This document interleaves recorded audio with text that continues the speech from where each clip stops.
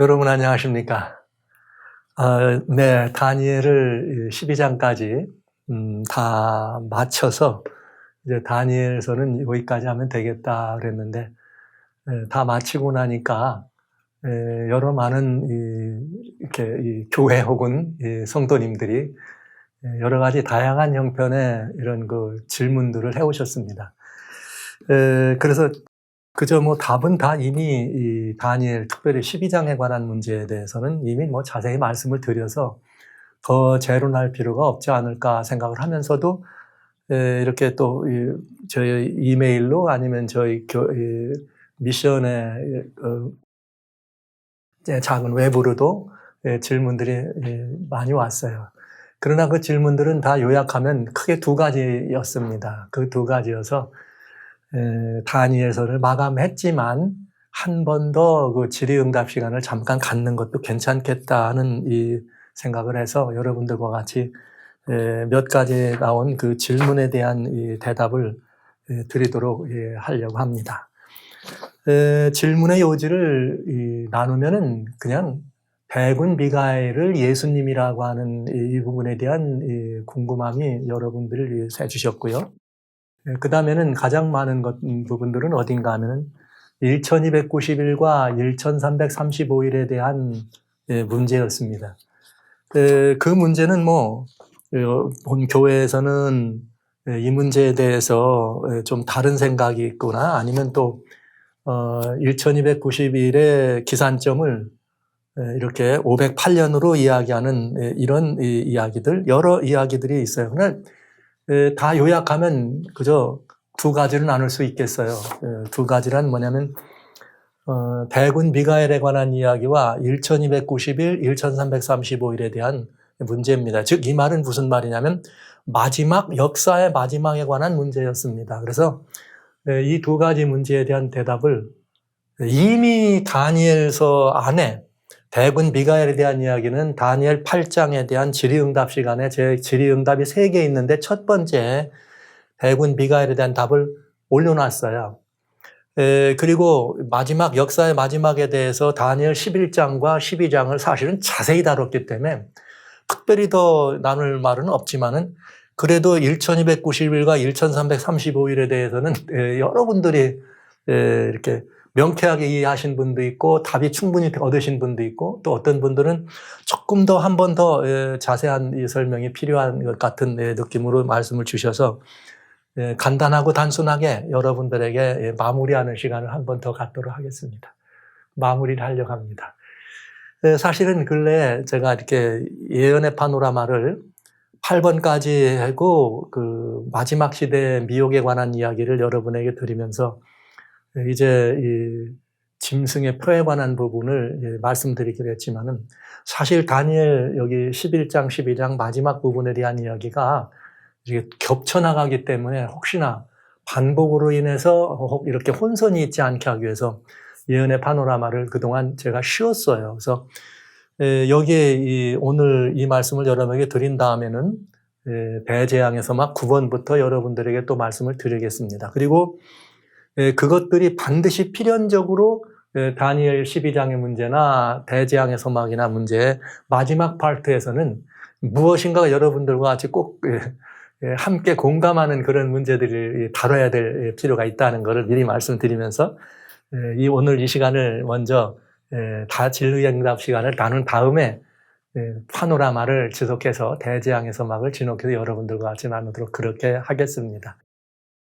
자, 그러면 이것입니다. 다양한 질문을 제가 이렇게 살펴 요약을 하니까 여러 가지 질문이지만 내용은 다 똑같은 대동소이. 그래서 다니엘 12장 1절에 대군 미가엘이 예수님이신가 하는 또 여러 다양한 우리 교회들에서 우리 교회는 이런 말씀들을 많이 하셔서 그건 성서적인 답변을 여러분과 같이 좀 나눠보시는 게 좋겠다 생각을 했고요. 그 다음에 역사의 마지막은 언제인가 하는 부분인데 그냥 두 가지입니다. 뭐냐면 다니엘 12장 11절로 12절에 나오는 1290일과 1335일에 대하여 이것에 기산점에 관심 있는 분도 있고 이것과 그 앞에 나와 있는 한 때와 두 때와 반 때와의 그 관련성에 대해서 궁금한 분도 다 교회마다 나름대로 이 부분에 대한 정리된 해답을 가지고 있지만 제가 지금 이번에 말씀드린 내용은 좀 다른 말씀을 드렸죠. 그러나 다르다고 하는 것은 제 아이디어가 아니고 성경에 있는 이야기들을 이렇게 저희가 종합적으로 살펴서 분석해서 말씀드린 것이니까요. 그럼에도 불구하고 오늘 조금 더 한 번 더 반복하겠습니다. 매일 드리는 제사를 폐하고 멸망에 가증한 것이 서는 일에 대해서도 또 같이 유관한 문제지만 살짝 오늘 짤막하게 좀 살펴보는 시간을 갖도록 하겠습니다. 많이 반복되는 거예요. 왜냐하면 이거 다 다른 문제들이기 때문에 뭐 새로운 게 없습니다. 그러나 제가 한번 조금 더 구체적인 설명을 좀 애드한다 이렇게 생각하시면 되겠어요. 그래서 한 번 더 다뤄지는 말씀이다 생각하시고요. 함께 하시면 좋겠습니다. 예수님과 대군 미가엘의 관계에 대해서는 다니엘 12장 1절에 그때의 내 민족을 호위하는 대군 미가엘이다 이렇게 돼 있어요. 하나님의 말씀 성경을 저희들이 이해할 때는 여러 가지 다양한 이해 방법이 있지만 이사야서에 주님 말씀하시기 28장에는 장과 저를 대조해봐라 이렇게 나왔어요. 여기서도 저기서도 찾으면서. 그런가 하면 우리들은 때로는 단어 하나하나의 의미도 굉장히 중요한 의미가 있죠. 그리고 그 단어의 의미는 어디에 영향을 받아요? 또 문장 속에서 영향을 받습니다. 그러나 또 문장이라고 하는 것은 전체가 포함되어 있는 문맥에 의해서 영향을 받습니다. 그러니까 이 예수님과 대군 미가엘을 살펴보는데도 저희는 성경에 있는 여러 부분 속에 나타나 있는 그 성경 속에서 단어의 의미도 먼저 보고 그 다음에 문장 속에서의 의미도 한번 살펴보고 문맥 속에서의 의미도 살펴보면서 세 가지로 돌아볼 수가 있겠네요. 말씀드린 바대로 대군 미가엘과 예수님 관계는 다니엘 8장 Q&A 질의응답의 제 첫 번째 질의응답 시간에 말씀을 드렸습니다. 살짝 조금만 더 이렇게 대해서 말씀을 드리겠습니다. 실제 성경 속에는 미가엘이라고 하는 대군 미가엘뿐만 아니라 미카엘이라고 하는 마이클이라고 하죠. 미가엘이라고 하는 이름이 여러 번 등장합니다. 그런데 그 미가엘이라는 이름이 등장할 때에 계시록 12장 7절 제가 이 성경을 여러분들에게 제시하는 것은 여러분이 이해하시기에 좀 수월하도록 도와드리는 순서를 제가 만드는 거예요. 계시록 12장 7절에 미가엘과 그의 사자들이 사단, 용과 싸우는 사건이 등장합니다. 미가엘과 그의 사자들. 마이클 앤 히스 엔젤이에요. 그의 천사들. 그 다음에 유다서 1장 9절에는 유다서는 1장 9절이라고도 하고 그냥 유다서 9절 이렇게도 말이 되죠. 한 절밖에 없으니까. 천사장 미가엘이 마귀와 함께 with devil 이렇게 모세의 시체를 가지고 다투는 부분이 일어납니다. 그때의 천사장이라고 하는 미가엘, 마이클 더 아크엔젤이라 이렇게 됩니다. 그런데 신약의 이야기예요. 먼저 예수님이 재림하실 때에 데살로니가전서 4장 16절로 17절에 예수님 재림하실 때에 어떤 모습으로 오시느냐? 주께서 호령과 천사장의 소리다. The voice of an archangel. 그러니까 마이클 더 아크엔젤. 그러니까 천사장의 소리란 말은 예수님이 오실 때 대천사장 미가엘의 소리로 오시겠다 이 말이죠.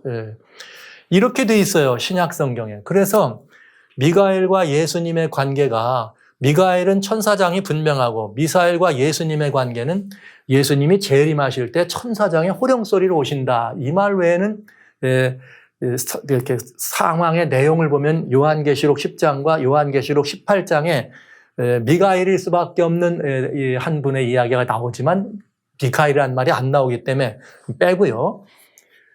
그런데 주로 미가엘이 어디 많이 나왔느냐? 다니엘서에 미가엘이 이제 등장을 합니다. 그런데 여러분 보시죠.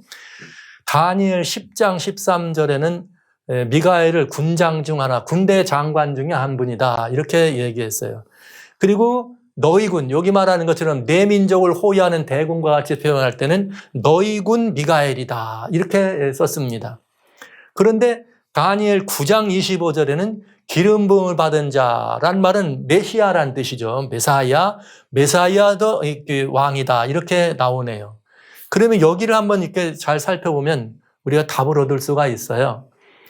여기 이 프린스라고 하는 말을 사르라고 이렇게 해석을 했는데, 사르는 왕의 칭호를 쓸 때 사르라고 하는 왕의 칭호를 쓰고, 또 이 왕과 함께 어떤 뭐 족장이든지 책임 있는 이런 큰 그룹의 이런 그 책임 있는 지도자, 우두머리를 세게 할 때 왕. 또 하나는 뭐냐면 나기드라고 하는 표현이 있습니다. 나기드는 조금 보면은 이 왕보다는 좀 범위가, 즉 말하자면 어떤 그 역할을 강조했을 때 쓰는 왕이란 칭호를 이렇게 나기드로 씁니다. 그래서 보시면 내 민족을 호위하는 대군 미가엘이라겠지만 이게 사르 왕이에요. 군장, 이 대군 비글. 그런데 미가엘이 더 프린스입니다. 그런데 여기에 미가엘과 여기 누가 나오냐면 아크엔젤. 이렇게 아크엔젤이 뭐예요? 천사장이죠. 그러면 미가엘은 왕입니다. 왕입니다. 그런데 미가엘은 아크엔젤입니다. 그럼 아크엔젤이 여기 더 프린스죠. 프린스라고 썼지만 왕을 말하는 거예요. 자, 그러면 우리 그 소위 수학하거나 이런 이 여러 가지 것들 과학을 할 땐 3단 논법을 쓰잖아요. 미가엘은 프린스다. 미가엘은 아크엔젤이다. 그러면 프린스는 아크엔젤이 이렇게 나오네요. 그죠? 그러면 천사가 왕이 될 수는 있는 표현은 전혀 성경에는 없지만 좀 보시죠. 그런데 재밌는 말이 있습니다. 자, 미가엘이 더 프린스예요. 미가엘 프린스. 다 사르 똑같은 표현입니다. 그런데 여기 기름 부음을 받은 자 왕 메시아도 프린스입니다. 그럼 메시아가 누구죠? 예수님이. 그러니까 예수님도 프린스예요. 미가엘도 프린스. 미가엘은 아크엔젤. 그러니까 지금 다 같이 나오죠. 그런데 예수님에 대한 칭호를 쓸 때 우리는 뭐라고 쓰는가 하면 평강의 왕이다 이렇게. 그래서 이사야 9장 6절에 예수님을 프린스 오브 피스예요. 사르. 네. 예수님이 뭐예요? 더 프린스 오브 사르. 같은 용어로 쓰고 있다 이 말이에요. 그런가 하면 다니엘 8장 11절에는 군대 주제, 여기도 프린스 오브 더 호스, 즉 모든 군대들의 사르, 왕이라 이 말이에요. 주제. 그래서 군대들의 주제라고 썼습니다. 사르. 그런가 하면 다니엘 8장 11절에서 이것을 설명해 준 25절은 군대 주제를 다른 말로 만왕의 왕이다. 프린스 오브 프린세스다. 그러니까 이건 또 사르예요. 그러니까 여러분 보시는 것처럼 같은 용어죠. 단어, 용어의 의미를 보았을 때 대군 미가엘이 아크엔젤 천사장이고, 천사장이 여기 보니까 또 프린스 왕으로 프린스로 되어 있고, 프린스가 누구예요? 메시아고, 메시아는 예수님이고, 예수님이 평강의 왕이고, 피스 오브 프린스, 프린스 오브 피스. 그리고 군대 주제 프린스 오브 더. 그러니까 여기 조금 더 우리는 의심할 여지가 없이 이 다양한 이 모든 것들에서 이렇게 예수님에 대한 칭호가 쓰여져 있는 것을 볼 수가 있다. 우리는 예수님의 다양한 칭호가 있는 것을 알고 있죠. 자, 그런데 이게 단어, 용어의 용례를 봤을 때 이렇게 되어 있습니다. 예수님을 사르 나기도 마찬가지로 왕이라고 하는 의미로 쓰면서 메시아, 군대의 주제이며 왕 중의 왕이다. 이번엔 문장을 한번 보겠습니다. 마이클은 더 아크엔젤이고, 여기 순서대로는, 그리고 아크엔젤이고 더 프린스, 사르 왕이에요. 그리고 또 기름 부음을 받은 자가 왕이고, 그러면 마이클은 천사장이요, 천사장 또 왕이요, 메시아요, 예수님이고, 이렇게 우리는 살펴볼 수가 있다. 여러분, 성경을 변증하는데 성경 외에 어떤 다른 것을 사용하면 안 돼요. 그리고 성경으로 변증이 안 되는 거를 다른 어떤 것들을 통해서 변증을 하면 그게 성경보다 더 권위가 있거나 위에 있어야 가능한 거예요. 이 세상에 성경보다 더 권위 있는 것은 아무것도 없습니다. 오로지 성경입니다. 성경으로 분명하게 마이클은 천사장이고, 천사장은 프린스고, 사르 왕이에요. 그리고 또 기름 부음을 받은 왕이고, 그 다음에 우리는 메시아가 예수님이라는 것을 우리는 너무나 잘 알고 있다는 거죠. 예수님은 평강의 왕이요, 군대 주제요, 만왕의 왕이었다. 그러니까 여기 이 용어의 용례를 따져봐도 의심할 여지가 없다. 이렇게 저는 분명히 말씀드립니다. 제 생각 아닙니다. 성경이 이렇게 말하고 있다. 이번엔 문장으로 한번 성경이 해석을 어떻게 해주나 보시겠습니다. 다니엘 8장 11절에는 스스로 높아져서 군대 주제를 대적하고 그에게 매일 드리는 제사를 제하여 버렸다. 그의 성소를 헐고 이렇게 성소를 헐었다. 이렇게 했어요. 그랬더니 가브리엘 천사가 나와서 이 말을 해석해줘요. 그 해석이 8장 25절. 뭐라고 나왔느냐? 그가 꾀를 베풀어 제 손으로 계율을 이루고 마음에 스스로 근처하며 평화한 때 많은 무리를 멸하며 또 스스로 서서 만왕의 왕을 대적한다. 군대 주제를 어떻게 하더라? 대적한다. 근데 군대 주제가 누구예요? 만왕의 왕이더라. 똑같이 사르라고 하는 표현으로 더 프린스를 사용하고 있습니다. 그러니까 군대의 주제가 누구예요? 여기 만왕의 왕이다. 그럼 여러분 만왕의 왕이 찾아봐야죠. 요한계시록 신약에서는 17장 14절에 저희가 어린 양으로 더불어 싸우려니라. 어린 양은 만주의 주시오 만왕의 왕이다. 예수님이죠. 계시록 19장 16절 예수님 재림하실 때 옷과 다리에 이름 쓴 것이 있으니 만왕의 왕이요 만주의 주라 하였더라. 예. 그러면 문장으로 문장과 문장을 대비해 볼 때 성경이 직접 천사가 해석해 줄 때 여기 만왕의 왕이 군대 주제였다. 여기 프린스 오브 더 하스트 군대 주제 대군 미가일이란 말이죠. 프린스. 그래서 문장으로도 볼 때 이번엔 문맥으로도 볼 수 있습니다. 잘 한번 보시죠. 문맥으로 보면 더 분명해져요. 그때 내 민족을 호위하는 대군 미가엘이 일어난다 이렇게 되어 있어요. 그런데 대군 미가엘이라고 하는 말은 계시록 12장 7절에는 미가엘이 그의 사자라고 아까 말했어요. 미가엘이 같은 천사라면은 그의 사자란 말을 쓸 수가 없겠죠, 천사들. 그럼 anyway, 미가엘이라고 하는 말의 이름의 뜻이 무슨 뜻이냐? 누가 하나님과 같으냐 하는 뜻이에요. 네. 누가 하나님과 같으냐 하는 뜻이 뭐라고요? 미가엘이라 이 말이에요. 그러니까 이 말은 미가엘이 누구란 뜻이에요? 하나님이란 뜻이에요, 하나님. 네. 그런데 정말 중요한 건 다니엘 8장 11절 또 스스로 높아져서 군대의 주제를 대적하며 그에게 매일 드리는 제사를 제하여 버렸다. 그러니까 군대의 주제는 미가엘인데 대군 미가엘인데 군제의 주제인데 대군 미가엘 그에게 매일 드린다. 뭐가 제사가. 그러니까 미가엘은 하나님과 같으냐? 하나님이란 뜻이고 또 제사를 매일 드리는 제사를 뭐 하는 분이에요? 받는 분이에요. 예. 그러면 천사는 제사를 받는 분이 아니죠. 천사는 제사를 드릴 때 수종하는 존재가 천사죠. 또 천사는 하나님이란 칭호나 왕이란 칭호를 천사에게는 성경 가운데 어느 곳에도 붙이는 적이 없습니다. 네, 그렇다면 이제 우리는 분명한 답을 내려야 되죠. 대군 미가엘이 예수님이냐 아니냐 하는 이런 그 언어적 혼돈이 문제가 아니라 예수님을 향한 칭호가 다양한 것에서 우리는 혼돈이 있을 수 있다.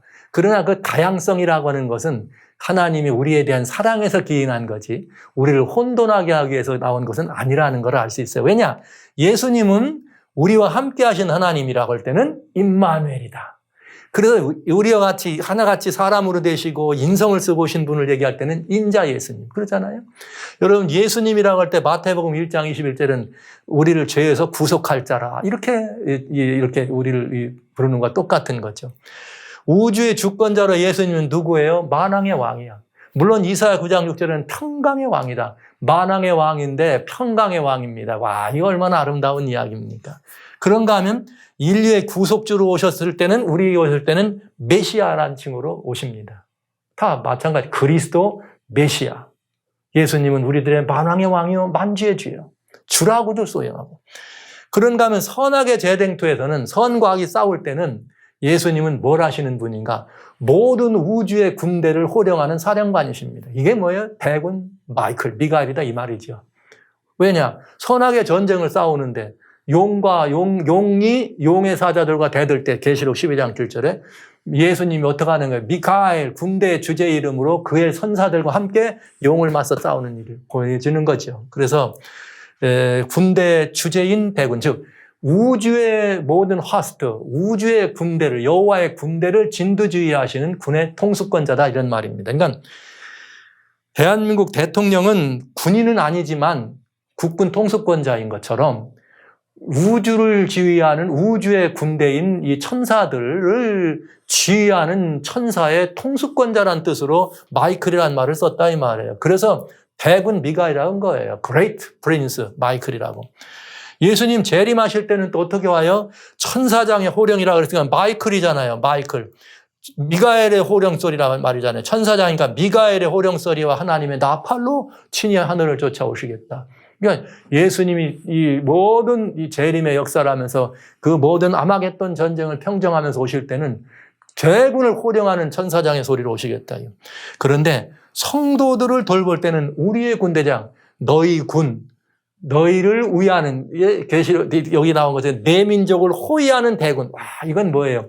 우리 믿는 자들, 하나님 백성들을 위해서 두려워하지 말아라. 나는 누구야? 내가 너희를 이 모든 호위하고 너희를 위해 있는 대군, 군대 장관으로 너희와 함께 한다고 하는 예수님에 관한 이야기라는 걸 생각하면 예수님에 대한 칭호가 여러 가지인 것 때문에 약간씩 혼돈이 될 수 있지만은 그 칭호가 많은 것은 우리가 예수님과 더 가깝게 예수님의 은혜를 우리들이 더 자생하게 영접할 수 있는 그런 길을 보여주시기 위해서 쓰신 것이지 절대로 혼동되게 한 것은 아니다. 다시 말씀드려요.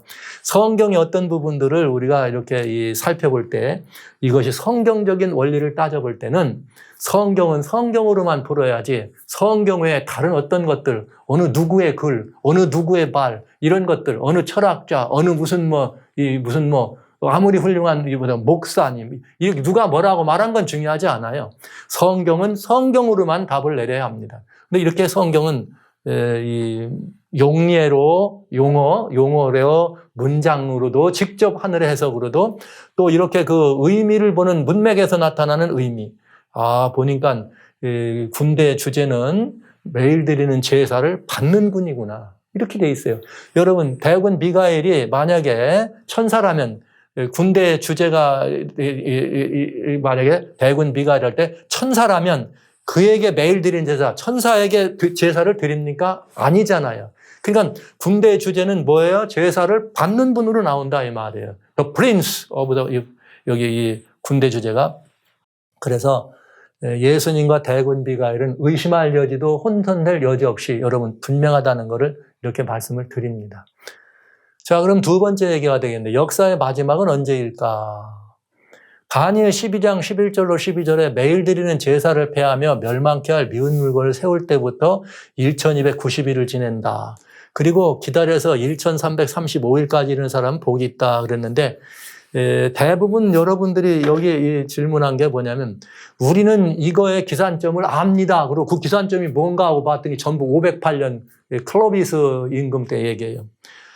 그래서 이런 그 역사주의적 해석 방법을 따르는 교회들이 또 이런 얘기를 합니다만 매일 드린 제사를 폐하고 멸망의 가정을 세우는 일이 원래 한때 두때 반때라고 해서 1260일을 말할 때는 AD 538년에 동고트가 망하면서 이 서로마 제국교회, 서로마의 교회 감독이 세계 교회의 머리를 등극하는 그때부터 시작해서 1260년을 더해가지고 1798년 교황청이 이게 비오 6세가 문을 내리는 걸로 적용을 합니다. 그러면서 1290일은 뭐냐? 1290일은 538년이 아니고 508년이다. 508년에서부터 1295면 1798년 딱 맞죠? 그러면서 또 1335일을 더하면 1844년, 3년이죠. 딱 맞죠? 이렇게 적용하려고 하는, 적용을 해서 하는 해석이 있어요. 그러면 이게 무슨 해냐? 508년은 뭐냐면, 프랑크족이죠. 프랑스입니다. 프랑크족의 메로빙가라고 하는 그 왕조 시대에 487년경부터 511년까지 그 메로빈 왕조의 기초를 놓는 크로비스라고 하는 왕이 있어요. 그 왕이 이렇게 그 서고트나 혹은 벌건디아나 이런 데 있는 그 다른 이 게르만 민족들의 이런 혼돈되는 것들을 정복하면서 프랑스 파리에 있는 거울 지방을 바디간에다가 영지로 헌납을 합니다. 그러면서 그는 뭐가 되느냐면 불건디아의 공주를 아내로 맞이하면서 캐토릭으로 개종해요. 말을 하면 개종. 그러면서 이제 공식적으로 초초의 정치 지도자가 이렇게 이방민족이었죠. 개종하면서 바디간 교황권과 이렇게 힘을 실어주는 일이 있다. 그렇기 때문에 그거는 종교와 정치가 합동이 처음 이제는 시작되는 첫 번째 이런 출발이라 할 수 있다. 그래서 그것이 508년이기 때문에 왜 508년? 507년에 서고트 오늘날 말은 포르투갈입니다. 포르투갈을 내쫓고 508년에 이제 이렇게 그 일을 시작한다. 이렇게 해석을 합니다. 이렇게 해석하는 것도 또 해석의 방법이니까 저는 이 해석 방법에 대해서는 제가 이의를 제기할 마음은 없고요. 또 그렇게 풀으시면 그렇게도 보실 수 있겠다 이런 생각을 합니다. 그러나 아주 중요한 것이 있죠. 지금부터 여러분들에게 다시 말씀을 좀 드리겠습니다. 이게 반복되는 거지만 이건 중요한 얘기이기 때문에 여러분들과 말씀을 좀 드리려고 합니다. 메로빈가의 클로비스가 교황권 천주교 옛날 당시에 캐톨릭으로 개종하고 그다음에 프랑스에 있는 고을 지방을 교황청에 영지로 주는 일을 한 것이 정치와 종교의 연합의 효시였다. 그렇기 때문에 그게 바로 멸망에 가증한 것이 서는 것을 기점을 잡는다. 이렇게 해석을 한 것입니다. 틀림없이 그렇게 볼 수 있겠습니다. 그러나 한 가지 문제는 뭐가 되느냐. 그렇게 되면 한때, 두때, 반때나 1290년이라고 하는 그 기간에 문제가 생긴다. 왜냐? 영지가 문제되고 정치권과 그렇게 합동돼서 교황권에 영지를 주어진다면 1770년대 이태리 통일운동이 일어났을 때 이태리에서 교황권의 영지를 다 몰수해버립니다. 그래서 그때 바티칸은 아무런 재산이 없어요.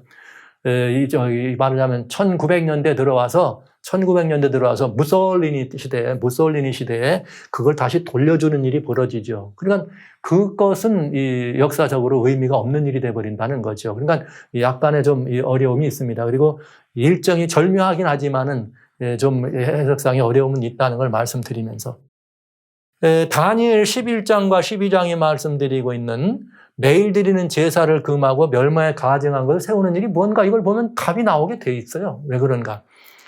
다니엘서에 매일 드리는 제사를 금한다 혹은 폐한다 이런 말과 비슷한 이야기가 다니엘 8장에 3번, 11절로 13절에 3번, 다니엘 11장 31절에 1번, 그 다음에 12장 11절에 1번 이렇게 토탈 이 절수로는 3번 등장해요. 횟수로는 5번이죠. 여기서 이 3번이 나타나니까. 그리고 또 하나가 뭐냐면 다니엘 9장의 27절에 한 일의 절반이라고 하는 70일의 마지막에 제사와 예물을 금지하는 사건이 있습니다. 그리고 잔포하여 미운 물건이 날개하여 선다. 이렇게 역사에 길게 들어가는.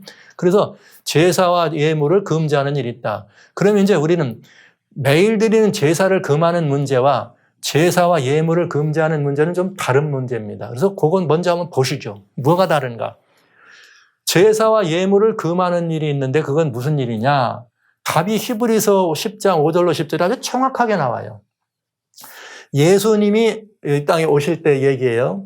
제사와 예물을 금하는 일은 누가 금했느냐? 하나님이 금하신 거예요. 매일 드리는 제사를 금한 건 작은 뿔이 금한 것입니다. 전혀 내용이 다르다 얘기죠. 왜 그런가? 세상에 예수님이 오실 때 하나님이 제사와 예물을 원치 않으셨어요. 그래서 이 아들 예수님을 보내실 때 아들을 위하여 한 몸을 예비하셨고 전체로 번제함과 속죄 이게 제사와 예물과 관련된 거죠. 번제나 속죄제. 그래서 이 모든 것들을 원하신데 뭐라겠냐. 예수님이 하나님의 뜻을 행하러 왔습니다. 제사와 예물과 전체로 번제와 속죄제는 하나님이 원치도 않고 기뻐하지도 않는다. 이건 다 율법을 따라 드리는 거니까 이건 그냥 흠이 있는 거라서 이제는 주님이 뭘 원하신다?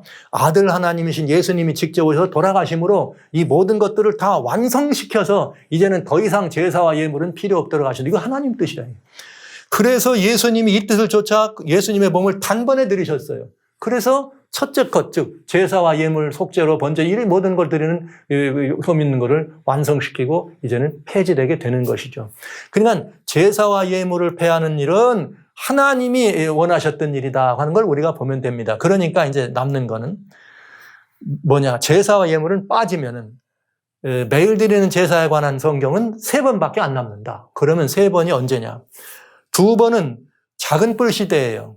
다니엘 8장 11절로 13절에 나오는 것은 작은 뿔의 전성시대에 작은 뿔이 이렇게 이걸 하지 못하도록 군대 주제에 드리는 매일 드리는 제사를 금하고 매일 드리는 제사를 그것이 찬탈하고 그 다음에 성도들과 매일 드리는 제사가 그것에게 어떻게 붙여진 바 되고 이렇게 돼 있단 말이에요. 그건 뭐예요? 작은 뿔 시대니까 중세기를 말하는 것이. 다니엘 11장 31절에도 매일 드리는 제사를 폐하고 멸망에 가증케 하는 미운 물건을 세우는 것도 역시 중세기 동안에 다니엘 11장을 말씀드릴 때 종교적 세력에 대한 이야기를 말씀드린 그 내용이었습니다. 그러니까 다니엘 8장과 11장에 나오는 매일 드리는 제사는 타락한 중세 교권 지상주의 시대에 있었던 하나님을 대적하는 일을 설명했다. 이게 보시면 되겠네요. 우리 한번 이 매일 드린 제사를 어떻게 폐해야 한다 한번 보시면 좋겠고요. 그 다음에 다니엘 12장 11절은 무슨 말이냐. 매일 드린 제사를 폐하고 멸망한다는 말은 누가 세우는 거냐. 마지막 시대니까 마지막으로 나온 북방왕이 오는 거예요. 작은 뿔 시대가 아니고 이건 무슨 시대? 북방왕 시대. 저는 이 절묘함에 대해서 굉장히 감격합니다. 만약에 작은 뿔 시대로 했을 때는 중세로 딱 끝났지만은 다니엘 11장에서는 뿔로 얘기 안 하고 북방왕의 시절로 바꿔서 설명하면서 하나님을 대적하는 마지막 때에 대한 이야기를 강조한 걸 보면서 혼돈을 피하시는 하나님의 절묘한 방법이다. 왜? 작은 뿔로 했더라면 이게 헷갈릴 뻔했지만 완전히 작은 뿔과 북방왕은 다르잖아요. 그래서 역시 이 중세를 보여주실 때 역시 여기도 불방왕이라는 말을 썼지만은 다니엘 11장 31절에 한 일이 북방왕이어야 했지만은 마지막 시대의 북방왕이 하는 일을 여기다 다시 집어넣으면서 이건 뭐냐. 장막궁전을 다시 세울다 그랬어요. 바다와 영원하고 거룩한 산 사이에 장막궁전을 세운다. 이것이 우상을 세우는 일이고 다니엘 12장은 다시 부활한 중세에 꺾어졌던 교권이 다시 부활한 교권에 관한 이야기인 것을 알 수 있다. 그러니까 이거는 세 번째는 내용이 전혀 다른 것이죠. 그러면 이제는 우리는 이것만 알면 돼요. 매일 드리는 제사가 어떻게 폐지되고 어떤 모양을 가졌는가? 이거 뭐 성경 그대로 찾으면 되니까요. 실제 매일 드리는 제사는 구약의 성소제도와 관련돼 있어서 출애굽 29장에 매일 드리는 제사에 대해서 자세히 설명됩니다. 거기에 보면은 내가 다녀야 드릴 것은 이러한데 매일 1년 된 어린 양 2마리를 가지고 하나는 아침에 하나는 저녁에 매일 드리는 제사. 아침 저녁. 그래서 다니엘 8장에는 2300 주야다 이렇게 된 거예요. 그게 성소제도와 관련이 있는 거예요. 주야다. 왜? 아침 저녁으로 뭘 드렸어요? 양을 드려. 매일 드리는 제사와 관련된 거예요. 다니엘 8장의 2300자는 매일 드리는 제사와 밀접한 관계가 있는 거예요. 근데 그 제사의 목적은 뭐냐면 이는 너희가 대대로 여호와 앞 회막문에서 늘 드릴 번제라. 끊어지면 안 된다 이거예요. 그러면서 거기서 무슨 일이 벌어져? 내가 너와 만나고 너를 말하리라. 이스라엘 자손을 만나리라. 영광을 회막이 거룩하게 된다. 즉 이 말은 매일 드리는 제사를 통해서 하나님을 어떻게 하는 거예요? 대면하는 것을 설명했어요. 근데 매일 드리는 제사라고 할 때 말씀드렸던데 원래는 매일 드리는 타미드, 제사란 말이 없습니다. 그러나 끊어지지 않는다는 뜻이거든요. 타미드가. 끊어지지 않고 하나님께 올린다는 거니까 제사란 말을 붙여도 오히려 더 이해가 수월해지고 더 우리는 답을 얻기에 더 적절하다는 생각을 하게 되네요. 그런데 매일 드리는 제사에 대해서 자세한 설명은 다니엘 8장에 나오는 Q&A 시리즈 저 첫 장에 있기 때문에 거기 보시면 좋겠고요. 매일 드리는 제사는 이것이 매일 드리는 제사가 됐다. 성소라고 하는 하나님의 성소 제도 속에서 매일 드리는 제사는 번제로 드려지는 번제뿐만 아니라 성막 안에 들어가서 벌어지는 촛대와 분향단과 떡상을 관리하는 이 모든 일까지 매일 해야 됐기 때문에 이건 매일 드리는 제사였다는 것을 말씀을 드리면서 매일 드리는 제사는 이렇게 번제로 드리는 것뿐만 아니라 이스라엘의 5가지 제사가 매일 드려졌어요. 필요에 의해서. 그 다음에는 또 떨어지지 않고 끊어지지 않는 일들에 대한 것이 이렇게 한 3가지로 매일 드리는 제사의 내용을 요약할 수 있습니다. 그러나 이 내용은 여러분 이미 말씀드린 것이고 오늘 이야기는 그 제사의 내용이 중요한 게 아니고요. 매일 드리는 제사를 폐했단 말은 드리지 못했다는 뜻이에요. 그 말은 매일 드리는 제사를 누가 드렸느냐가 중요한 거예요. 그러니까 못 드리게 한 거죠. 매일 드린 제사를 구약 당시는 누가 드려요? 제사장들이 드려요. 아론 대제사장을 드리고 그 아들들, 제사장들을. 그래서 매일의 제사는 제사장들이 드렸습니다. 그러면 신약 시대 와가지고 누가 제사장인가? 예수님은 계시록 1장 1절에 아버지 하나님을 위하여 우리를 나라와 제사장, 우리가 누구예요? 그리스도인이죠. 성도님, 여러분과 저입니다. 베드로는 뭐라 했는가? 우리는 택한 족속의 왕 같은 제사장이다. 이렇게. 계시록 5장 10절에는 이 제사장 직분을 어디서 하느냐? 땅에서 제사장 노릇을 한다 그래서 왕 노릇을, 왕 같은 제사장. 그러니까 여러분 이 땅에 있는 우리들이 뭐가 된 거예요? 신약 시대는 제사장입니다. 그러면 이 신약 때는 이 제사장이 되어서 하나님 앞에 이런 귀한 일을 하는데 새 언약의 성도들이 제사장이 되면서 성도들이 매일 드리는 제사를 드리는 거죠. 그러면 성도들이 매일 드리는 제사를 드리는데 누구한테 드리느냐? 다니엘 8장 11절에는 군대 주제에게 드린다. 왜? 다니엘 8장 얘기는 십자가 이후의 사건이니까 거기에 매일 드리는 제사가 나온다면 그건 성도들이 하는 거예요. 왜? 우리가 제사장이니까. 너무나 분명하잖아요. 그리고 오해나 의심의 여지가 있을 필요가 없어요. 다니엘 8장에 나오는 작은 뿔의 역사는 십자가 이후다. 근데 그 작은 뿔이 매일 드린 제사를 금했다. 그러면 그때도 매일 드린 제사가 있어야 된다는 얘기죠. 그러면 그때는 신약 당시니까 우리가 제사장인데 우리도 매일 드리는 제사를 드려야 된다 이 말 아닙니까? 구약 당시처럼 양 잡아드리고 이런 건 안 하지만 그러면 누가 드리느냐? 우리가 매일 드리는 된다. 누구한테 드려? 군대 주제한테 드린다. 그래서 예수님. 분명하잖아요. 그러면 어떻게 우리가 예수님께 매일 드리는 제사 신약 때는 드리냐? 아유, 너무 분명해. 히브리서 4장 16절 은혜의 보좌 앞으로 어떻게 나가요? 우리가 때를 따라 그러니까 무시로 아무 때나 은혜의 보좌 앞으로 나갈 수가 있어. 왜? 그 보좌 앞에 나가면 위엄의 보좌에 누가 계세요? 대제사장이 계셔요. 우리 주 예수 그리스도. 위엄의 보좌에 또 누구도 계셔요? 왕으로도 계셔요. 너무나 분명한 이야기죠. 매일매일 나가는 거예요. 그래서 항상 은혜의 보좌 앞으로 우리가 나가야 안 됩니까? 그리스도인들이. 그리고 항상 나가야 되니까 그게 뭐예요? 매일 드리는 제사예요. 거기 나가면 누가 계세요? 우리의 군대 대주제. 네. 예수님이 계셔. 또 우리가 죄가 있다? 언제든지 말이야. 만일 우리가 죄를 자백하면 미쁘고이라 우리를 모든 불에서 깨끗하게 해. 왜냐하면 우리가 나가면 아버지 앞에서 우리에게 누가 있어요? 대언자가 있어. 예수 그리스도. 그냥 언제든지 우리는 예수님을 향해서 나가야 된다 이거예요. 항상 예수님께 우리의 죄를 지고 나간다. 이게 뭐예요? 매일 드리는 제사죠. 그런데 이거를 작은 뿔이 못하게 했다 이 말이죠. 그냥 간단해.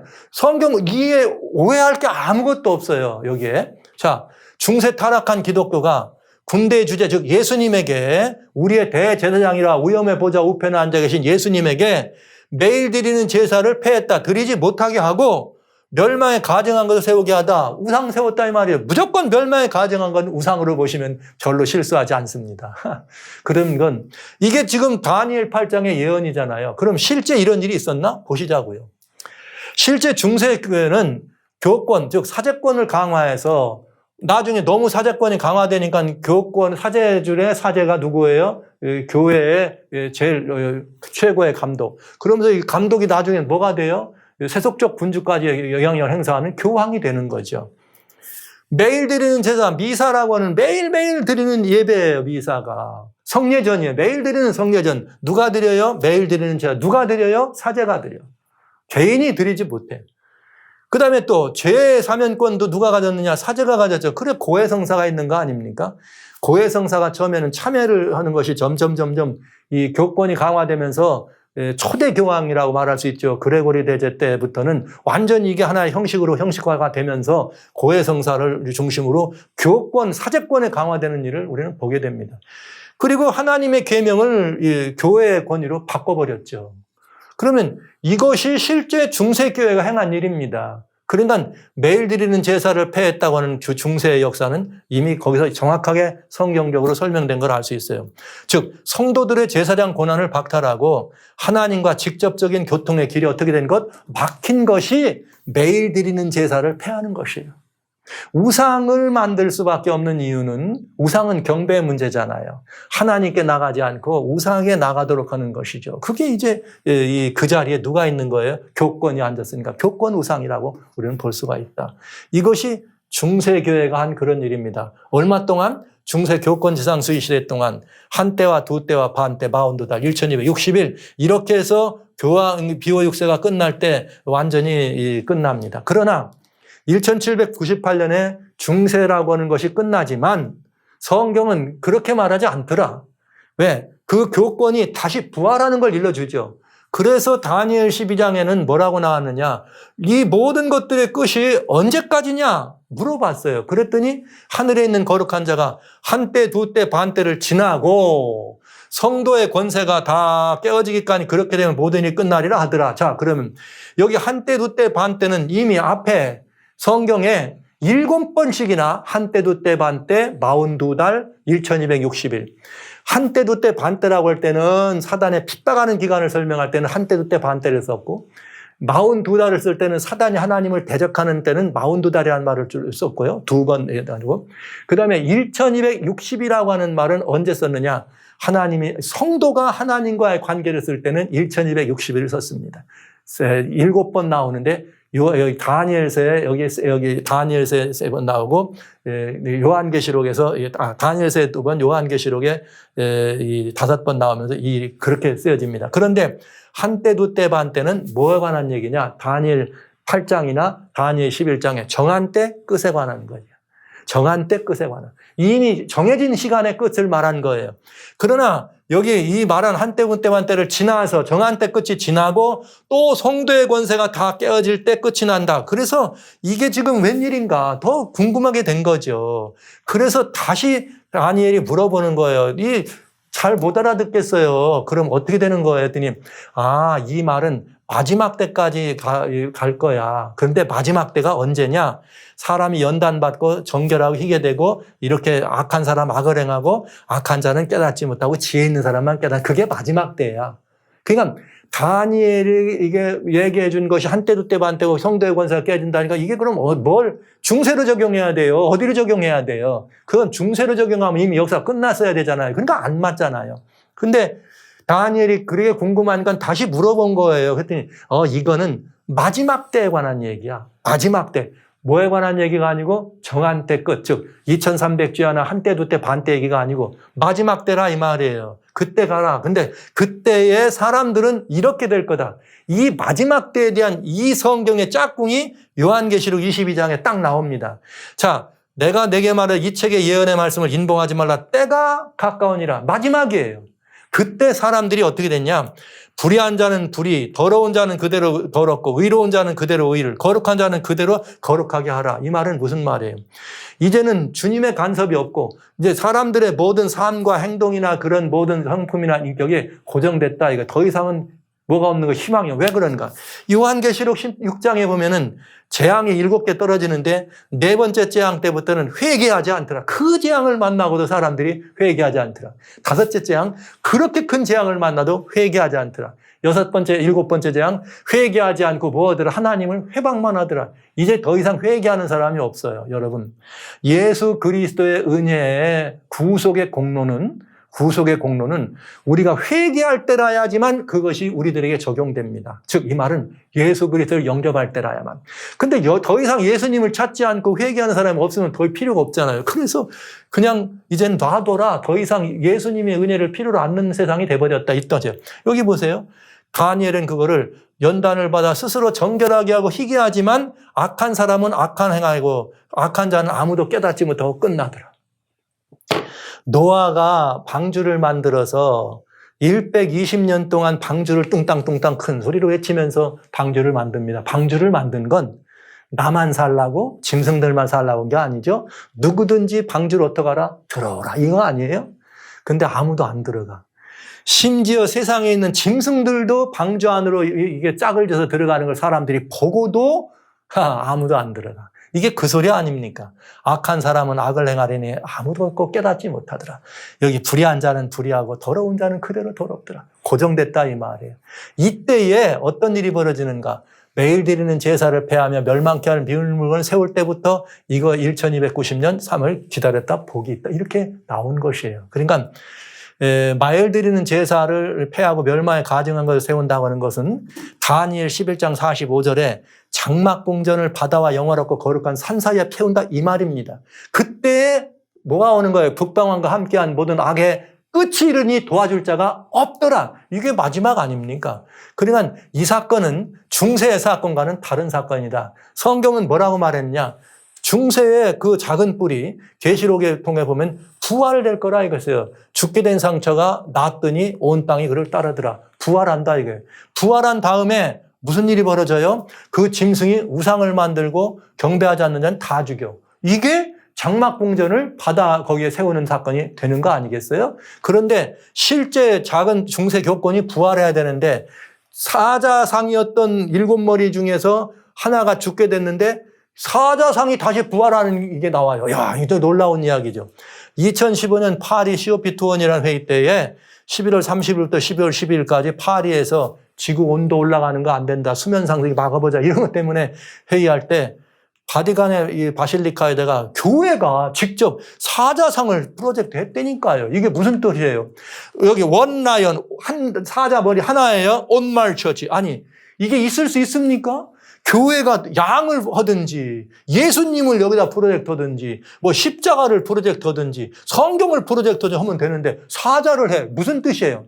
성경에 답이 있잖아요. 계시록 13장에 바다에서 올라왔는데 입이 사자의 입이더라. 입이 사자란 말은 머리가 사자란 뜻이죠. 그랬더니 죽게 되더라. 근데 살아나더라. 근데 여기 뭐라 그랬어요? 사자가 완전히 살아난 걸 보여줬잖아요. 그러면 이건 너무나 중요한 역사적으로 다시 중세 교권이 부활하는 걸 알 수가 있어요. 마지막 때 그런 매일 드린 제사를 폐하는 그런 일, 그러니까 성도들이 매일 드린 제사를 폐했다는 말은 성도들이 하나님과 직접 교통하는 걸 막았다는 뜻입니다. 그 일이 가능할까? 보자고요. 실제 2014년에 무슨 일이 벌어졌는가? 프란체스코 교황이 2014-15년에 굉장한 일을 많이 하는데 한번 보시죠. 중세 교권구현 주상주의라고 하는 이런 일이 완전히 성립되는데 뭐라고 말했는가? 교권구활의 메시지를 한번 보겠습니다. 자, 교회는 do it yourself, 스스로 알아서 해요. 이런 신앙은 없어요. 즉 프리랜서 같은 신앙은 없다 이거예요. 자기 마음대로 자유롭게 신앙생활을 할 수 없다 이거예요. 그러면서 뭐라고 말했냐? 자, 어떤 사람들이 있느냐? 예수 그리스도와 직접적이고 긴밀한 관계를 개인적으로 가질 수 있다라고 믿는 사람이 있다. 그런데 그렇게 믿는 것은 뭘 통해서? 직접적으로 교회의 성례전이나 교회의 중보가 없이도 그렇게 예수님께 가까이 개인적으로 직접적으로 나갈 수 있다고 믿는 사람들이 있다 이거예요. 여러분 어떻게 생각하세요? 그런 일은 이것은 굉장히 위험하고 해가 되는 미혹이다 이렇게 말했어요. 여러분 이 말은 교회를 통하지 말고는 예수님께 나가란 말이에요. 나가지 말란 말이에요. 나가지 말란 말을 하는 거죠. 그러면 이게 뭐한 거예요? 완전히 교권이 어떻게 되는 거예요? 다시 살아나는 거예요. 여러분 이게 무슨 말이에요? 교회가 지금 제가 이 말을 성경적인 말로 바꾸면 이거예요. 성도들아, 개인이 매일 드리는 제사를 어떻게 하라? 폐하라. 교회와 사제들을 통해서만 예수님께 나가라. 이 말을 한 거예요. 그럼 중세 교권 똑같은 말 한 거죠. 고해 성사가 됐든 다른 성례전 미사가 됐든. 여러분 눈을 크게 뜨면 보이게 돼 있어요. 어마어마한 사건이 왜? 성경에 분명히 다시 부활한다고 했잖아요. 그런가 하면 여러분 아시는 것처럼 여기 2014년 9월 15일 날 카사산타 마르타라고 하는 여기서 아침 늘 그 예배 기도를 할 때에 이 성모 마리아의 고난주간 때 무슨 일이 있었느냐? 마리아 고난을 말하는 거예요. 삼위의 신성, 즉 그 베티칸 라디오를 통해서 나왔는데 마리아가 기름 부음을 받은 어머니고 그다음에 성경에는 두 여인인데 하나는 마리아고 하나는 교회다 이렇게 교회와 마리아를 동급하게 만듭니다. 먼저 그런 다음에 그러면은 마리아가 없이는 예수님이 안 나오니까 마리아 없이는 예수님도 없다. 즉 교회가 없이는 나갈 수가 없다. 이렇게 말한 거예요. 그래서 여기에 이제 마지막이 시작됐다고 말하는 이런 모든 사람들은 뭐라고 주장을 했느냐? 이 말은 이렇게 사람들의 희망은 예수님께 있는 것이 아니라 마더처치 교회에 있다. 이건 캐토릭을 말한 거예요. 왜? 교회가 없이는 예수님이 없다 그랬으니까, 교회가 없이는 예수님께 나갈 수도 없다 그랬으니까, 교회가 희망인 거죠. 교회가. 무슨 교회가? 공교회, 캐토릭이. 자, 그렇게 된다면은 결국은 이건 뭘 말하느냐? 예수님은 삼위 하나님 가운데 신성의 이유인데, 예수님을 신성의 삼위로 가고, 신성의 이후에 버진 마리와 캐토릭이라고 하는 교회가, 로만 캐토릭 처치가 신성의 이유 올라가는 것과 똑같은 일이 된다. 이게 신성모독과 정말 강불한 얘기 아닙니까? 여러분 이거 대단히 무서운 이야기입니다. 2017년에는 교황이 잠깐 말씀드렸으면 주기도문을 바꾸기를 원하는 이런 일, 하나님의 성경 말씀을 바꾸는 이런 일들을 진행하고 있다. 이 말은 교권의 완전한 부활을 의미하는 거죠. 이건 종교적인 거죠. 그런데 거기까지일까요? 아니죠.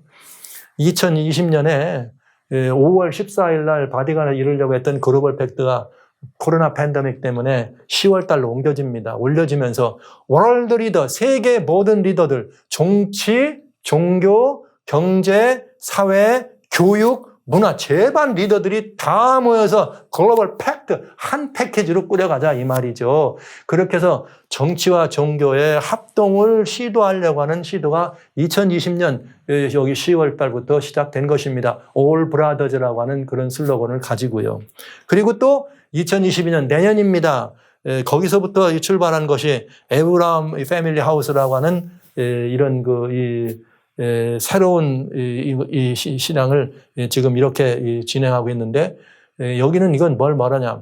유대교와 기독교와 이슬람이 다 하나가 되는 거죠. 통합종교죠. 혼합종교. 세계교회 탄생이 지금 예견되고 있습니다. 내년이죠, 내년.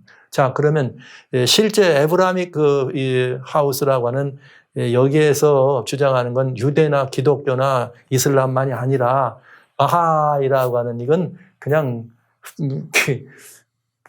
우주적 종교도 아니야. 모든 거를 다 하나로 얘기하는 그러면 거기에 힌두교도 또 무슨 여기 불교도 다 물어가는 바하이 템플이라고 하는 그런 종교입니다. 그러면 전 세계 교회가 하나가 되는 거네요. 이렇게 될 때 이미 우리는 글로벌 팩트라고 하는 바디간의 움직임을 계시록 18장 1절로 3절에 나오는 여기 무슨 성이냐.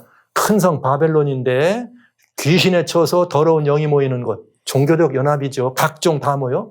그 다음에 음행의 진노지는 만국이 무너지고 땅의 왕들이 그으로 더불어 합동해 정치와 종교와 음행에서 합동한 거예요. 종교적, 정치적. 그 다음에 땅의 상고, 경제적 합동까지 여기 같이 나오네요. 그러니까 종교적 통합, 정치적 통합, 경제적 통합을 이루면 뭐하러 이렇게 이룹니까? 당연한 거죠. 이 일을 하는 이유는 이렇게 장막궁전을 영화롭고 거룩한 산 사이에 베푸는 일이 시작되는 것이죠. 그리고 뭐가 되는 거예요? 그때는 이제 마지막 예수님 오실 때가 가까웠다는 걸 우리가 알 수 있는 것이고, 이 말은 다시 말하자면 매일 드리는 제사를 패우고 멸망에 가증한 것을 다시 세우는, 우상에게 경배하는 거니까. 계시록이 그렇게 말하잖아요. 우상을 세우고 우상에 경배하라. 매일 드리는 제사를 패우고 멸망에 가증한 것을 다시 세우는 이런 사건이 되겠습니다. 그러니까 중세 때도 있었지만 마지막 때도 똑같은 일이 반복된다 이 말이에요. 그러니까 여러분, 그렇게 되니까 여기 다니엘 12장에 나라는 매일 드리는 제사를 패우고 멸망케 할 가증할 이걸 세우는 일은 중세 때 얘기를 하는 것이 아니고 말세 마지막 때 하는 얘기다 이 말이죠. 그런데 여기 1290일이 나오고 1335일이 나온다 이 말이에요. 그러면 매일 드리는 제사를 드리는 일을 선 다음에 1290일을 중세 때 해결했던 것처럼 예언 해석의 그 원리를 연일 원칙이라는 1일을 1년으로 해석하는 원칙으로 한다면 매일 드리는 제사를 드리는 이것을 폐하고, 즉 우상을 세우는 일이 시작됐네요. 여러분 보신 것처럼 이거를 2020년부터 잡을 거냐 22년 이건 좀 약간의 시간은 좀 우리가 더 살펴봐야 될 문제지만 분명하지 않아요? 그런데 이제 조금 이따 말씀 다시 드립니다. 이거를 만약에 연일 원칙으로 해석을 하면 1290년으로 따져야 된다고 치면, 와우, 오늘 일이 벌어진다고 할 때 지금으로부터 1290년이라는 시간이 필요하다 이 말입니다. 그러니까 이것은 한때와 두때와 반때라고 정해졌던 정한때 끝에 했던 중세 예언하고는 다른 말세 예언인데, 이거는 그렇게 보기엔 너무나 무리가 된다 하는 것이죠. 그래서 말세에 부활한 교권 세우는 그 우상은 연인월치를 적용하기가 아주 불가능하다. 문제는 이게 언제 이 일이 일어나느냐 하는 것이 중요한 일이죠. 그런데 마지막에 중세 때 서는 거는 다니엘의 예언을 통해서 분명한 기한을 주었지만 아시는 바대로 마지막 사건은 이제는 이런 모든 시간이나 이런 게 없습니다. 예수님 재림도 시간을 우리가 모르는 것처럼. 그런데 예수님은 마지막 때 예루살렘의 멸망을 AD 70년 9월 8일에 돌 하나도 도로에 남지 않겠다고 예수님 말씀하시니까 여기 하셨는데, 실제 말씀대로 AD 70년 9월 8일에 그런 일이 벌어집니다. 그런데 실제 예수님은 뭐와 예루살렘 멸망과 마지막 우리에게 이르셔서 어느 때 이런 일이 돌 하나도 도로에 남지 않는 예루살렘의 멸망과 같은 일이 어느 때 있겠냐. 예수님이 오실 때 세상 끝에는 무슨 징조가 있느냐 했더니 주님이 예루살렘 멸망을 설명해 주신 것입니다. 그러면 우리는 이 예루살렘 멸망을 자세히 살펴봐야 된다는 거죠. 그런데 굉장히 중요해. 그리고 예루살렘 멸망의 저 시작점이 어디냐? 기산점이 예수님은 말씀하시기를 마태복음 24장 15절 16절에 선지자 다니엘이 말한 바 멸망에 가정한 것이 거룩한 것에 선 때부터 어떡하라 피하면서 이때부터 마지막 이제 모든 것 매일 드린 제사가 패하지 왜 우상이 서는 거니까 패하는 사건이 된다.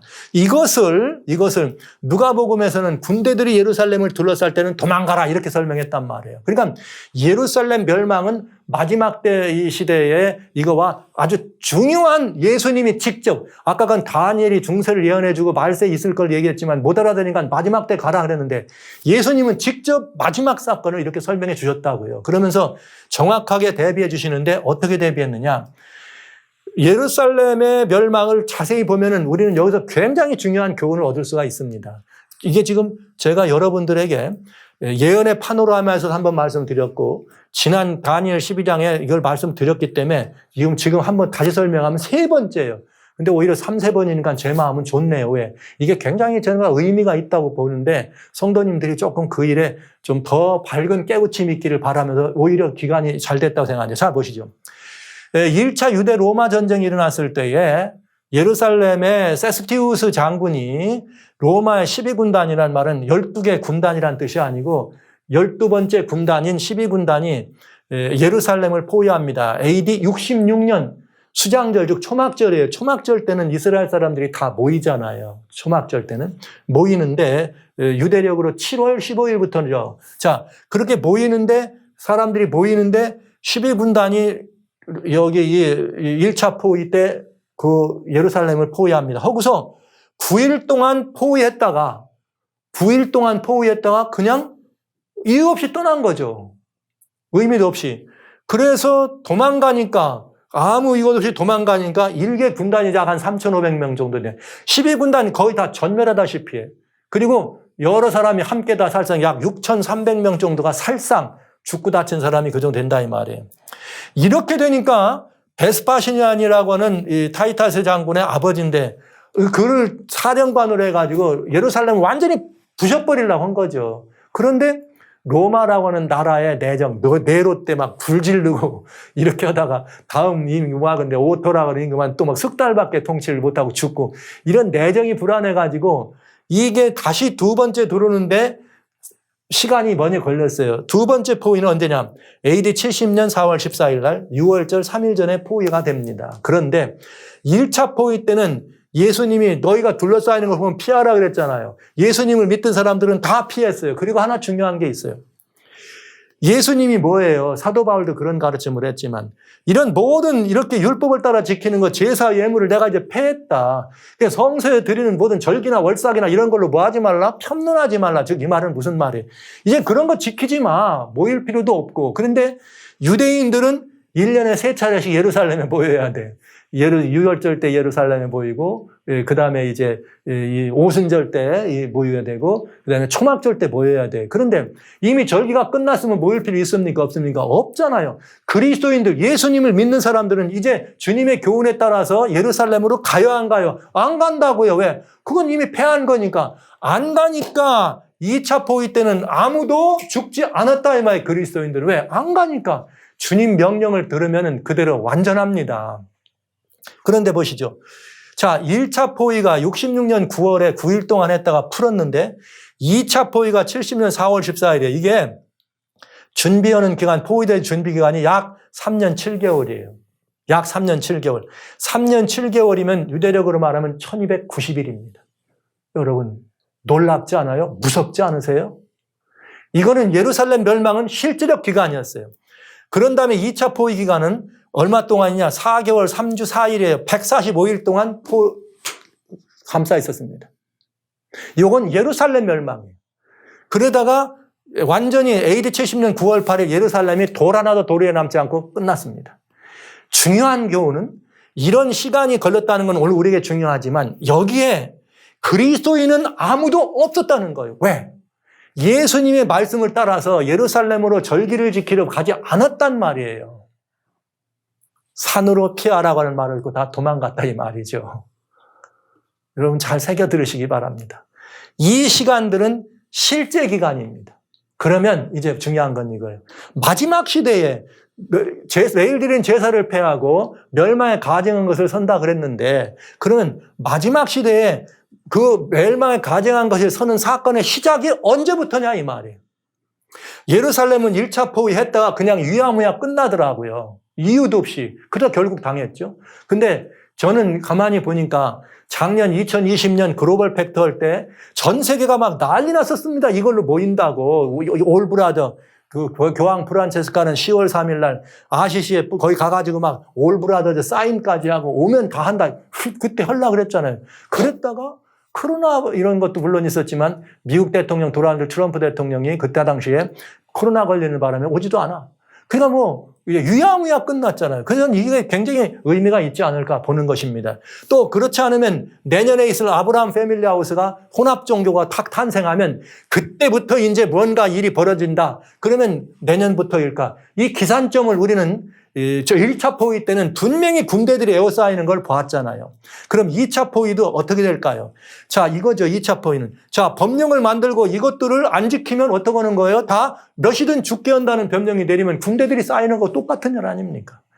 그러니까 언제일지 지금 우리는 매우 위험한 예언의 한 복판에 있다. 저는 뭐 꼭 이거다 이걸 설명하는 건 아니에요. 이것을 예의주시해서 봐야 된다 이 말이지. 자, 준비기간이 1290일이라 이거예요. 준비기간이. 그리고 완전히 우상을 세우고 짐승의 표를 주기 시작하면 여러분 사고 파는 일을 못하면 얼마나 버틸 것 같아요? 일주일? 한 달? 여러분 사고 파는 일을 안 하면은 여러분 그렇게 오래 버틸 수가 없어요. 다 죽게 되는데. 그래서 주님은 뭐라고 말씀하셨느냐? 기다렸다 1335일까지 간다. 그러면 1335에서 1291일 빼면 45일 남아요. 그런데 예루살렘 진짜 포위일 때는 145일 걸려서 완전히 끝납니다. 그러나 그건 사단의 마지막을 얘기한 거죠. 그러나 마지막 때는 개국 이래로 없는 환난이 있을 때는 너무나 환난이 심하기 때문에 성도들을 위해서 그 시간을 감한다 그랬다고요. 감한다고. 그런데 다니엘은 뭐랬냐? 1335일을 기다리는 사람은 복이 있다 이랬어요. 왜 복이 있느냐? 짐승과 짐승의 우상에 세워 경배하지 않는 자는 다 죽인다고는 명령이 내릴 때 뭐가 시작되죠? 7재앙이 시작됩니다. 그런데 7재앙은 누구한테 내리는 거예요? 성도들에 내리는 것이 아닙니다. 개국 이래로 없던 환난은 성도들에게 내리는 것이 아니고 사단과 그의 대리자들, 짐승과 짐승의 우상에게 경배케 하도록 강요한 사람들과 경배한 이들에게 내린다고 계시록 16장 1절 2절에 딱 나오잖아요. 짐승과 우상에 경배한 사람들에게 내린다고. 그렇기 때문에 하나님의 백성들은 거기서 어떻게 돼? 제외돼. 공의의 심판이 일어나는 걸 우리가 보면서 할렐루야 우리 하나님 살아계시다 이런 일이 있다는 거죠. 그래서 1335일 기다린 사람은 복이 있다. 주님이 그날을 감해 준다는 것을 알 수 있는 시간이 되는 것이죠. 그래서 저는 마지막 이 세 번의 다니엘서에 3번 나오는 매일 드리는 제사를 폐하고 멸망에 가증한 것이 서는 것에 다니엘 8장과 11장은 중세를 얘기한 것이고 12장은 다시 말씀드립니다. 12장은 중세가 끝나고 마지막에 부활하는 계시록 13장에 말하는 짐승과 우상에 경배케 하고 다니엘 11장 45절에 말하는 장막 웅전을 영원히 거룩한 사이에 세우는 바로 그 사건. 이것으로 그거를 볼 수밖에 없게 돼 있다. 이게 성경이. 그렇게 되면 그 마지막 3번째 나오는 매일 드리는 제사를 폐하는 그 사건은 예수님이 말씀하신 멸망에 가증한 것이 거룩한 곳에 서는 것이다. 그때는 뭐하라? 피하라는 거죠. 도망하라고. 이거 주님의 명령 아닙니까, 여러분? 그렇게 되는데 그 기간이 얼마다? 1290일. 이거는 실제적인 기간이었다 이 말이죠. 그래서 주님은 피하라. 할 수 있으면 피하라고 하신 것입니다. 그리고 이 성도들은 어떡하라? 1335일까지 이르는 사람은 복이 있다. 이 말은 예수님은 뭐라고 하셨는가? 마태복음 24장 13절에 그렇게 말했어요. 그러나 끝까지 견디는 자는 뭘 얻는다? 구원을 얻을 거다. 예. 환난과 압제가 있을지라도 견뎌라. 이것도 뭐예요? 1305일까지 이르는 사람 복이 있다. 견디란 말이잖아요. 요한은 그 재앙 때도 요한계시록 16장 15절에 볼지어다 내가 도적처럼 빨리 온다. 그러니까 자기 옷을 지켜서 벌거벗지 않고 부끄러움을 당치 않는 자는 복이 있도다. 이거 뭐예요? 끝까지 견디라는 거예요. 끝까지 견디라는. 하나님께서는 우리들에게 끝까지 견디라고 하는 굉장히 중요한 말씀을 우리에게 주십니다. 이것이 인내가 필요한 우리들에게 주시는 말씀인 것을 저는 보면서 이 질의응답은 요것으로 여러분에게 그만 마치면 좋겠고요.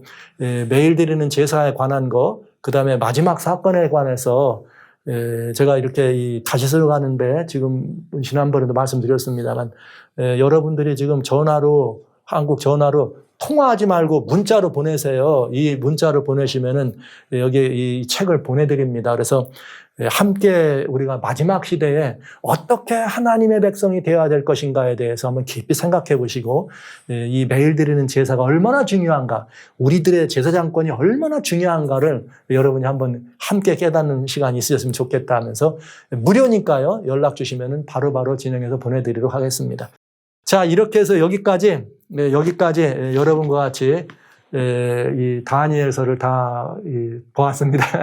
지난번에 마쳐야 되는데 한 번 더. 또 궁금한 게 많으신 거는 또 어떻게 해요? 복습처럼 반복이지만 오늘은 너무 중요한 부분이기 때문에 한 번 더 말씀드리고요. 이제 제가 여러분에게 예언의 파노라마에서 이게 연관되는 문제이기 때문에 9번째 대재앙에서만 9번째는 진짜 짐승의 표가 무엇인가를 말씀드린다고 여태 기다렸어요. 이것 때문에.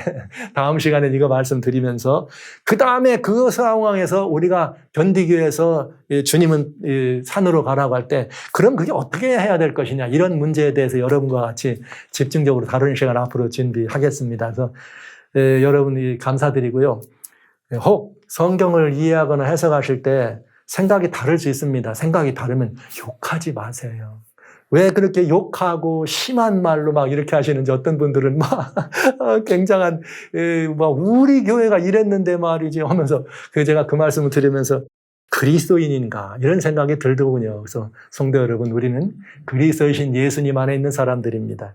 그저 이번에 저희가 본 이 다니엘은 성경으로 풀어가는, 오늘도 답도 성경으로만 해드린 것처럼 이렇게 한 것이니까 내 생각과 다르걸랑 왜 다른 걸 얘기하느냐고 이렇게 막 다른 막 분하고 막 이를 갈고 이러지 마시고, 저를 보지 마시고 누가 말하냐를 보지 마시고, 아, 성경이 이렇게 돼 있네. 그럼 이게 성경이 이러냐고 자기를 내리고 성경이 이렇게 됐냐고 돌아가셔야 됩니다. 그 말씀을 드려요. 그럴 때 여러분은 바로 별처럼 빛나는 여러분이 바로 영웅입니다. 다니엘은 과거지만 현재 영웅은 바로 여러분들이라는 것을 저는 말씀드리면서 선물 하나 드리겠습니다. 히브리서 10장에 잠깐 오면 오시리가 오시리니 지체하지 아니하시리라. 아멘. 오직 나의 의인은 믿음으로 말미암아 살리라. 또한 뒤로 물러가면 내 마음이 저를 기뻐하지 아니하리라 하셨느니라. 히브리서 10장 37, 38, 39절. 우리는 뒤로 물러가 침륜에 빠질 자가 아니요 오직 영혼을 구원함에 이르는 믿음을 가진 자니라. 아멘. 믿음으로 이 마지막 시대를 이기고 승리하시는 여러분 되주시기를 주의 이름으로 축원합니다. 대단히 감사합니다.